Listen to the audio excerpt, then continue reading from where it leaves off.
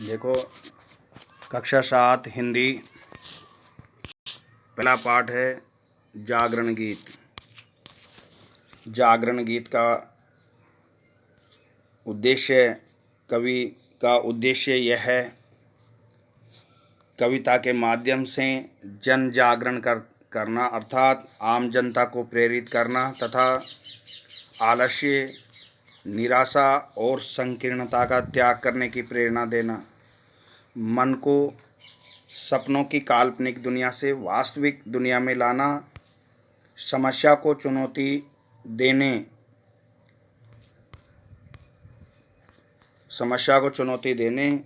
चापलूसी न करने और हिम्मत रख प्रगति के पथ पर आगे बढ़ते रहने की सीख देना ही इस पाठ का मुख्य उद्देश्य है।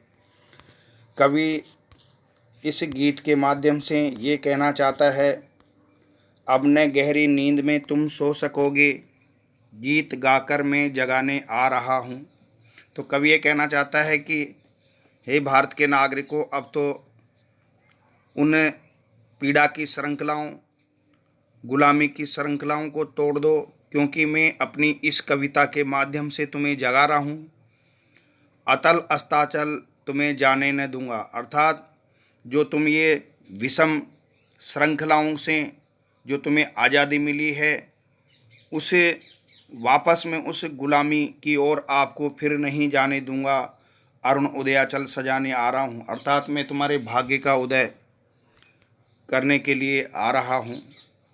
तो भाव यह है, कवि है जो भारतीयों को ये संदेश देना चाह रहा है कि तुम उन विषम श्रृंखलाओं को तोड़ करके आगे बढ़ो, निरंतर प्रगति करते रहो और अपने भाग्य के सूर्य को फिर से डूबने मत दो, क्योंकि मैं इस कविता के माध्यम से आपको संदेश दे करके जगा रहा हूँ। फिर से आप सो मत जाना। कल्पना में आज तक उड़ते रहे तुम, साधना से मुड़कर सिहरते रहे तुम। अरे आज तक तो आप लोग क्या थे, केवल ख्यालों की ख्याली दुनिया के अंदर ही मन के सपनों को लेकर के उड़ान भरते रहे हो। साधना से मुड़कर के मतलब है अपने कर्म से, कर्तव्य से पीछे मुड़ते रहे हो, अर्थात सिकुड़ते रहे हो, सिहर गए, अर्थात अपने कर्तव्य से विमुख होते रहे। अब तुम्हें आकाश में उड़ने न दूंगा, अर्थात तुम्हें अब आकाश में उड़ने से मतलब है केवल कल्पनाओं में, ख्यालों में आप उड़ते रहते हो। उन कल्पनाओं में कवि कहना चाहता है कि मैं तुम्हें उड़ने नहीं दूंगा, क्योंकि मैं तुम्हें अब संदेश दे रहा हूँ। इसलिए तुम जागो, उठो, आगे बढ़ो। आज धरती पर बसाने आ रहा हूँ, अर्थात आज फिर मैं तुम्हें पीड़ दुखों से मुक्ति दिला करके और तुम्हें एक नई पुनर्चेतना ला करके फिर से इस धरती पर तुम्हें बसाने आ रहा हूँ। सुख नहीं यह नींद में सपने सजोना, दुख नहीं ये शीश पर गुरुभार ढोना। अरे ये सुख नहीं है, ये नींद में संजोने का समय भी नहीं है, दुख भी नहीं है, शीश यानी मस्तक पर गुरुभार ढोना, अर्थात मैं तुम्हारा ये जो तुम्हारा भार जो है अपने सिर पर ढोने के लिए आ रहा हूँ। सूल तुम जिसको समझते थे अभी तक, अर्थात जिन आप अब तक जो कार्य कठिन समझते थे या जिन दुखों से तुम ये समझते थे कि इनसे मुक्ति मिलने वाली ही नहीं है, मैं फूल में उसको बनाने आ रहा हूँ, अर्थात फिर से मैं तुम्हारे उन्हें दुखों को जो है सरल बनाने के लिए आ रहा हूँ। फूल को फूल समझे भूल ये है, कवि कहना चाहते हैं कि जो दुख को दुख समझे ये मनुष्य की सबसे बड़ी भूल है, और जो कांटे हैं उन कांटों को ये समझ ले कि ये कांटे हैं, ये भी मनुष्य की भूल है, क्योंकि कांटे समझ करके आगे बढ़ेंगे नहीं तो फिर आगे नहीं बढ़ पाएंगे। और फूल समझ लें दुखों को तो फिर दुख और बढ़ेंगे जब तक कि उनका कोई मुक्ति का रास्ता नहीं मिल जाए। मूल में अनुकूल या प्रतिकूल के कण, मूल यानी जो हमारे मेन मुख्य कारण जो है उनको अनुकूल या जो प्रतिकूल हैं, अनुकूल को प्रतिकूल और प्रतिकूल को अनुकूल जो कष्ट हैं धूली भूलों की हटाने, अर्थात हमारी भूल बस जो भी हमारे जीवन में जो दुख या सुख है उनको मिटाने के लिए, जो हमसे भूल हुई उनको हटाने के लिए, अर्थात एक नई विचारधारा लेकर के मैं आ रहा हूँ। देख मझदार को घबरा न जाना। अरे आप जो जीवन का सफ़र तय कर रहे हैं उस जीवन के सफ़र को, अर्थात उस मझदार को देख कर के पीछे मत हट जाना। हाथ ले पतवार को घबरा ना जाना। हाथ ले पतवार, नाव को हाथ में लेकर के आगे बढ़ते समय बिल्कुल विचलित मत हो जाना। मैं किनारे पर तुम्हें थकने नहीं दूंगा, अर्थात मैं तुम्हारा उत्साह वर्धन करता रहूँगा, मैं तुम्हें उत्साहित करता रहूँगा, पार में तुमको लगाने आ रहा हूँ। अर्थात मेरे कविता का उद्देश्य भी यही है कि आप निरंतर आगे बढ़ते रहो। मैं इस कविता के माध्यम से तुम्हें उत्साहित करता रहूँगा, जागृति लाता रहूँगा। इसलिए आप जो है, मैं तुम्हें अब आपको थकने नहीं दूंगा, इसलिए कि मैं आपको पार लगाने के लिए आ रहा हूँ। तोड़ दो मन की कसी सब श्रृंखलाएं। हमारे मन के अंदर शोषित जीवन वर्ग जो जीने की आदतें हैं, उन सब श्रृंखलाओं को यानी दुख की बेड़ियों को तोड़ डालो। तोड़ दो मन में बसी सब संकीर्णताएं। हमारे मन के अंदर जो छोटी सोच है, मानसिकताएं, छोटी मानसिकताएं, उन सब की जंजीरों को तोड़ डालो। बिंदु बनकर मैं तुम्हें ढलने नहीं दूंगा। छोटा इंसान बनकर के बिंदु यानी छोटी बूंद जो समुद्र के अंदर समा जाती, उसी प्रकार से मैं तुम्हें भी इस मिटने नहीं दूंगा, मतलब ढलने नहीं दूंगा। सिंधु बन तुमको उठाने, अर्थात मैं सागर बन करके तुम्हें फिर से उठाने आ रहा हूँ। तुम उठो धरती उठे नभ सिर उठाए। हे मनुष्यों, हे भारतवासियों, तुम उठोगे तो धरती उठेगी, हमारा नभ सिर उठाए। ऐसा प्रतीत होगा कि तुमने इस धरती को जो है आसमान को सिर पर उठा लिया। तुम चलो गति में नई गति झंझनाए, अर्थात तुम खुशी खुशी जो है आगे बढ़ते रहो, झंझनाते यानी मुस्कुराहट के साथ, खुशियों के साथ। विपत होकर मैं तुम्हें मुड़ने न दूंगा, अर्थात परेशान या दुखों से पीड़ित होकर मैं तुम्हें वापस पीछे नहीं मुड़ने दूंगा। प्रगति के पथ पर बढ़ाने आ रहा हूँ, अर्थात मैं तुम्हें इस प्रगति के रास्ते पर तुम्हें बढ़ाने आ रहा हूँ। दास्ता इंसान की करनी नहीं है, दास्ता भगवान की करनी है। अरे इंसान कभी गुलामी करता नहीं है और दास्ता इंसान को करनी भी नहीं चाहिए। दास्ता भगवान की करनी नहीं है, ईश्वर ने तुम्हें गुलामी करने के लिए नहीं बनाया। वंदना में तुम्हें झुकने न दूंगा, वंदना में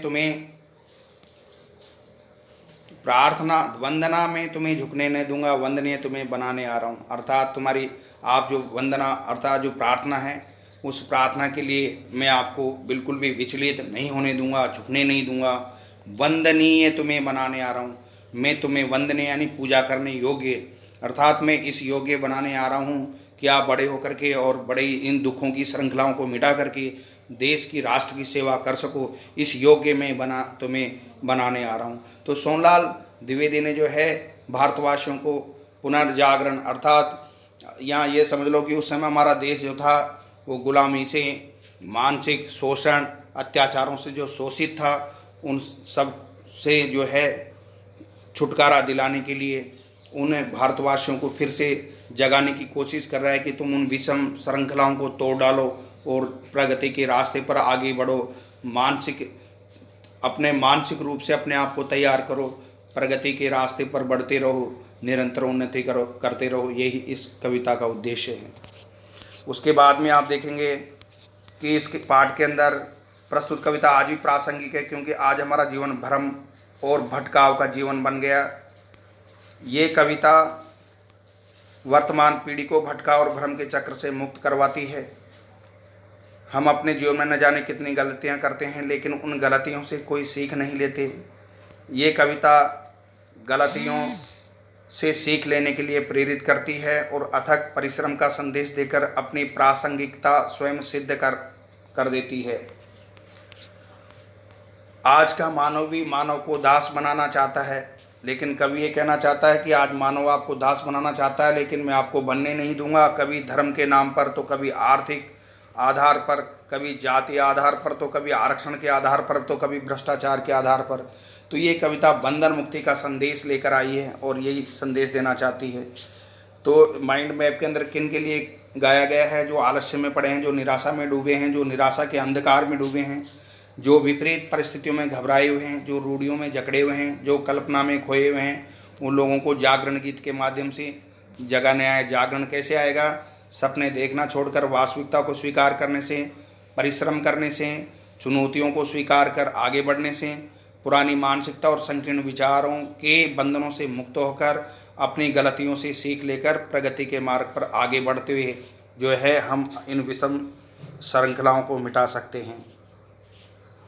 उसके बाद में कहना था कविता का भाव है, रूढ़ियों में जकड़े निराशा में डूबे डूबे सपनों की दुनिया में खोए समाज में जागृति का संचार करना, ये इस पाठ का उद्देश्य है।